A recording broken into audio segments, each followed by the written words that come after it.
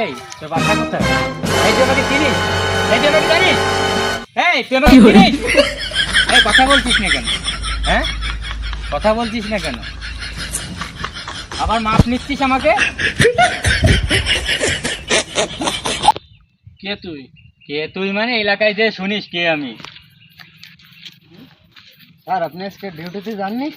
না, আজকে আবহাওয়ার জন্য তো আচ্ছা থাকেন তাহলে। স্যার, স্যার, আমার মাফ করে দিন, স্যার। স্যার, আমি ভুল করেছি স্যার। স্যার আমি নমাজ পড়ি স্যার।